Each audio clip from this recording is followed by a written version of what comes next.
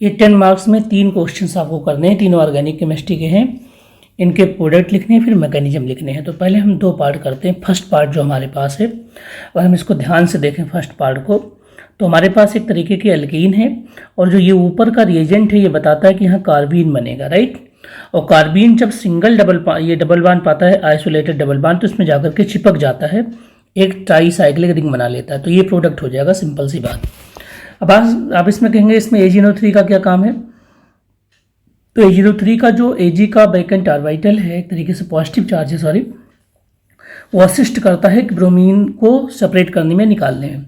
तो स्टेप 1 में जो आपके पास CH-Br3 है, एक तरीके से ब्रोमोफॉर्म है, इसमें बेस ने क्या किया, इसके हाइड्रोजन को डीप्रोटोनेट कर लिया, निकाल लिया अपनी तरफ, और Br को निकालने में Ag मदद करता है। तो यहाँ पर क्या हुआ, एक बार तो CH बॉन्ड से CH बॉन्ड में H ने इलेक्ट्रॉन देके चला गया और ब्रोमीन इलेक्ट्रॉन लेके चला गया, तो न्यूट्रल हो गया एक तरीके से ना। तो यहाँ पे जो आपके पास आया है ये 6 इलेक्ट्रॉन रह गए अब कार्बन के पास।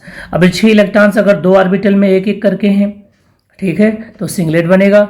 और अगर आप कहते हैं कि एक में ही है तो ट्रिपलेट बन जाएगा, सॉरी, अगर दोनों इलेक्ट्रॉन्स एक एक में है तो आपका बन जाएगा ट्रिपलेट, और एक ही में है तो सिंगलेट बन जाएगा। ये कार्बीन है हमारा।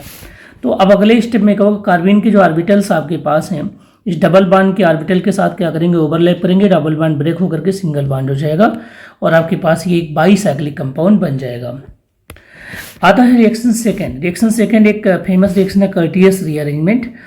NaN3 में N3 एक तरीके का न्यूक्लियोफाइल है, Cl को रिप्लेस करके पहले N3 आ जाएगा, और N3 जो आपके पास अजाइड होता है वो रीअरेंज हो जाता है आइसोसाइनेट में, और हाइड्रोलिसिस होती है तो प्राइमरी अमीन बनता है।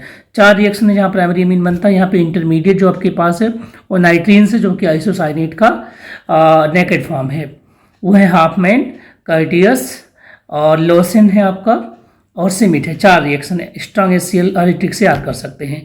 तो सबसे पहले Cl जाएगा, आपका N3 आएगा, ये N3 रीअरेंज होकर के जो C6H5 है, जो रिंग हमारी है, ये यहाँ पे आ जाएगी, बन जाएगा आइसोसाइनेट। एक तरीके का क्या है, ये एक कवर फॉर्म आप नाइट्रीन से।